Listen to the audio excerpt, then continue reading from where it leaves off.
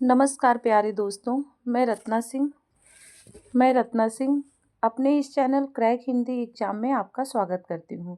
दोस्तों, 17 जनवरी को जो एलटी ग्रेड का पेपर हो रहा है सामान्य अध्ययन का, जीएस का फर्स्ट शिफ्ट का जो पेपर हुआ था, उसमें से हम जीएस के क्वेश्चन करा रहे हैं। 17 जनवरी एलटी ग्रेड जिसने भी पेपर दिया है फर्स्ट शिफ्ट का जीएस का पेपर मैं यहाँ पे सॉल्व करा रही हूँ। तो आप अपने आंसर अपने क्वेश्चन से मिला सकते हैं कि आपने कितना सही किया है और कितना नहीं किया है। तो शुरू करते हैं आज का पहला क्वेश्चन। पहला क्वेश्चन शुरू करते हैं। देश में कुल प्रयुक्त जल का उच्चतम अनुपात निम्नलिखित में से किस क्षेत्र में है? तो देश में कुल प्रयुक्त जल का उच्चतम अनुपात किस क्षेत्र में है? तो आपके सिंचाई क्षेत्र में ज़्यादा है जल का अनुपात। अगर जिसने ये आंसर लगाया उसका आंसर सही है। आगे क्वेश्चन है, नीचे दो कथन दिए गए हैं जिनमें से एक को अभिकथन ए और दूसरे को कारण आर कहा गया है।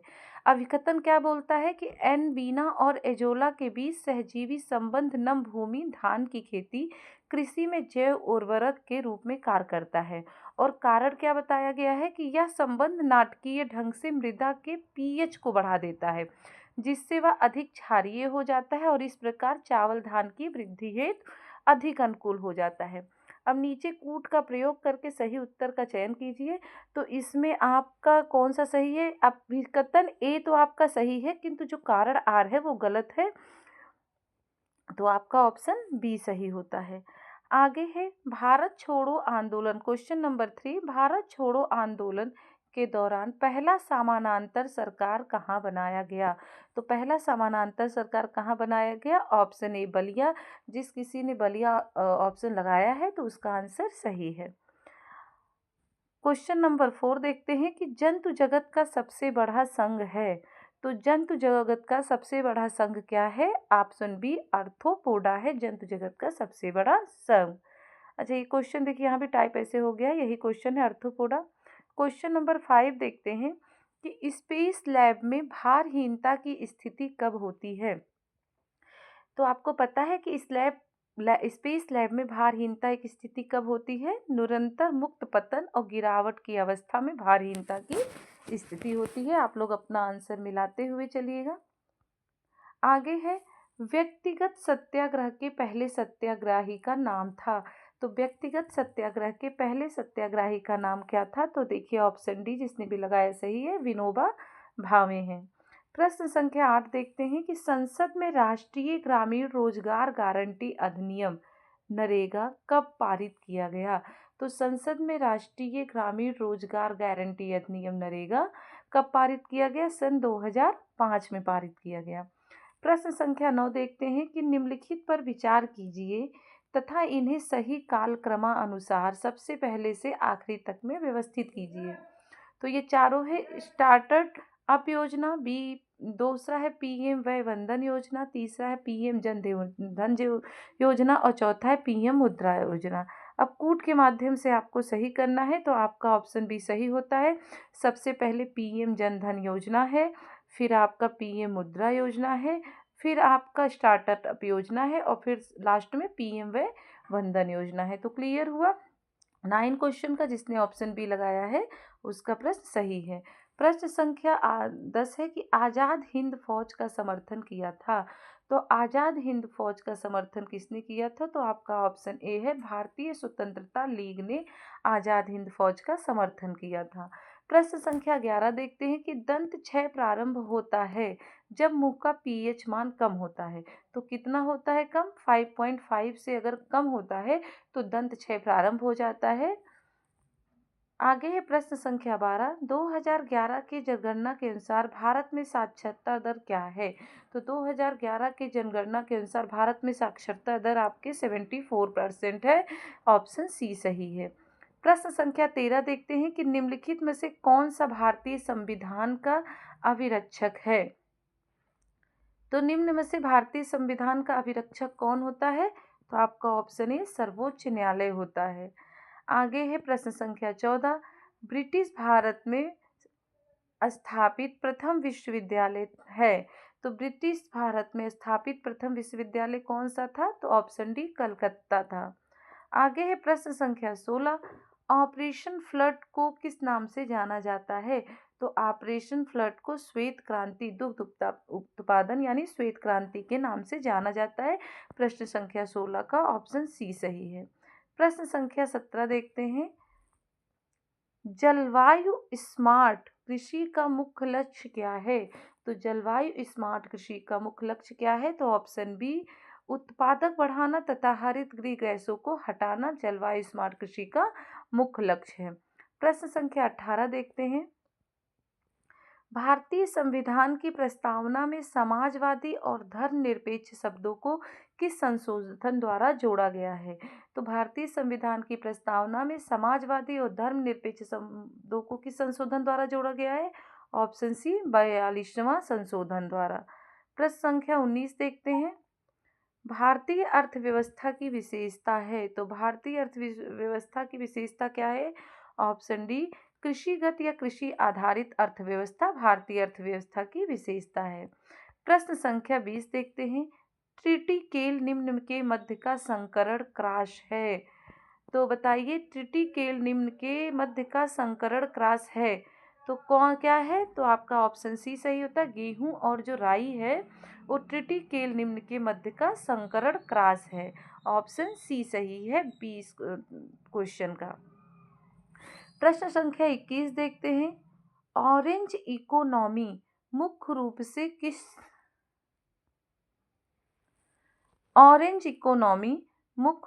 किस क्षेत्र को संदर्भित करती है? तो ऑरेंज इकोनॉमी मुख्य रूप से किस क्षेत्र को संदर्भित करती है? तो आपका ऑप्शन बी है, रचनात्मकता एवं सांस्कृतिक उद्योग ऑरेंज इकोनॉमिक को क्षेत्र को संदर्भित करती है।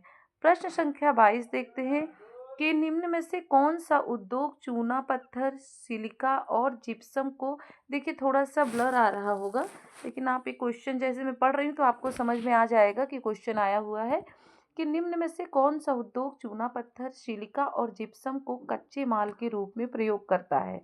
तो कौन करता है? तो आपके सीमेंट, ऑप्शन ए सीमेंट सही है। प्रश्न संख्या 23 देखते हैं। निम्नलिखित में से कौन सा युग्म संस्थान भूमिका सही सुमेलित नहीं है? निम्नलिखित में से कौन सा युग्म सुमेलित नहीं है संस्थान भूमिका से?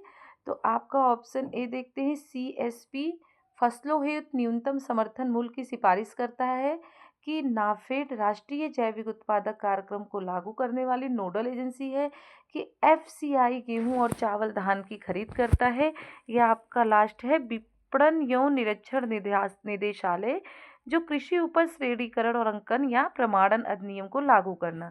तो इसमें में से कौन सा ऑप्शन सही नहीं है? तो आपका ऑप्शन बी सही नहीं है कि नाफेड राष्ट्रीय जैविक उत्पादन कार्यक्रम को लागू करने वाली नोडल एजेंसी नहीं है। प्रश्न संख्या 24 देखते हैं। ईस्ट इंडिया कंपनी की कार्यप्रणाली पर संसदीय नियंत्रण किस एक्ट के बाद प्रारंभ हुआ? तो ईस्ट इंडिया कंपनी की कार्यप्रणाली पर संसदीय नियंत्रण एक्ट का प्रारंभ हुआ? तो रेगुलेटिंग एक्ट 1773 प्रारंभ हुआ। संसदीय नियंत्रण एक्ट के बाद रेगुलेटिंग एक्ट 1773 पारित हुआ। आगे है प्रश्न संख्या 22। जुगाली करने वाले मवेशियों द्वारा एंटेरिक फॉर्मेटेशन के दौरान कौन सी गैस उत्पादित होती है? जुगाली करने वाले मवेशियों द्वारा एंटेरिक फॉर्मेटेशन के दौरान कौन सी गैस उत्पादित होती है? तो आपका ऑप्शन ए सही है, मीथेन गैस उत्पादित होती है। प्रश्न संख्या 26 देखते हैं कि निम्नलिखित में से कौन सी मुर्गी की प्रजाति सबसे अधिक अंडा देने वाली मानी जाती है? तो मुर्गी की प्रजाति कौन सी है जो सबसे अधिक अंडा देने वाली मानी जाती है? तो आपका ऑप्शन है, लेग हॉर्न जो है वो सबसे अधिक अंडा देने वाली मानी जाती है और मुर्गी की एक प्रजाति है।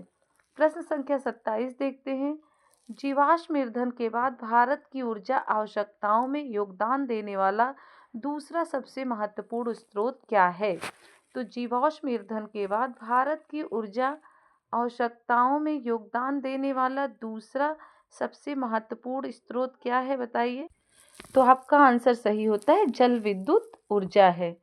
प्रश्न संख्या 28 देखते हैं। कि संयुक्त राष्ट्र आर्थिक सामाजिक परिषद इको और एसओसी के संदर्भ में निम्नलिखित कथनों पर विचार कीजिए।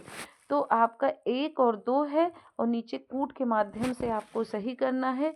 तो इसमें बताइए कि कौन सा ऑप्शन सही है जो संयुक्त राष्ट्र आर्थिक और सामाजिक परिषद के संदर्भ में। तो आपके ऑप्शन बी सही होता है। 1 और 2 दोनों सही हैं कि भारत को वर्ष 2026 से 2028 कार्यकाल हेतु संयुक्त राष्ट्र आर्थिक एवं सामाजिक परिषद का सदस्य चुना गया। और दूसरा है भारत को एशिया प्रशांत समूह हेतु चुना गया। तो इसमें ए और बी दोनों सही हैं। प्रश्न संख्या 29 देखते हैं कि निम्न में से कौन सा खनिज वाष्पीकरण के परिणाम स्वरूप विशेषकर मरुस्थलीय क्षेत्रों में बनता है। तो कौन सा खनिज वाष्पीकरण के परिणाम स्वरूप विशेषकर मरुस्थलीय क्षेत्रों में बनता है। तो इस प्रश्न का ऑप्शन क्या है। तो ऑप्शन सी सही है, जिप्सम। जो जिप्सम है वो खनिज वाष्पीकरण के परिणाम स्वरूप बनता है। आज आपका लास्ट और आखिरी क्वेश्चन है कि उस कूट का चुनाव कीजिए जो दिए गए वाक्य में रिक्त स्थानों की सही पूर्ति करता है। वाक्य क्या है कि जिस प्रकार उत्तराखंड में चिपको आंदोलन के नेता श्री सुंदरलाल बहुगुणा थे, उसी प्रकार कर्नाटक के आंदोलन के नेता थे। तो कूट के माध्यम से बताना है कि कौन थे। तो इसमें आपका कौन सा सही है। ऑप्शन बी, क्रमशः अपिक्को और पांडुरंग हेगड़े। कौन थे। अपिक्को और पांडुरंग हेगड़े कर्नाटक के आंदोलन के नेता थे। तो क्लियर हुआ। यहाँ तक आपका 30 क्वेश्चन है जो LT ग्रेड 17 जनवरी को पेपर हुआ था। फर्स्ट शिफ्ट का पेपर हुआ था। ये फर्स्ट शिफ्ट का GS का पेपर है। तो आप लोग अपना आंसर ये GS वाला मिला सकते हैं। अगर वीडियो पसंद आता है तो प्लीज़ चैनल को लाइक शेयर सब्सक्राइब कर दीजिए। हम अपने इस वीडियो चैनल में TGT PGT LT GIC से जो बच्चे तैयारी कर रहे हैं या UPP KVS NVS से जो हिंदी सब्जेक्ट से तैयारी कर रहे हैं उसकी हम क्लास लेते हैं और यहाँ पे अच्छे अच्छे क्वेश्चन आपको बताए जाते हैं। तो अगर वीडियो पसंद आता है तो प्लीज़ तब तक चैनल को सब्सक्राइब कर दीजिएगा, लाइक्स कर दीजिएगा, शेयर कर दीजिएगा। तब तक के लिए नमस्कार, धन्यवाद। मिलते हैं हम अपने अगले नेक्स्ट वीडियो में।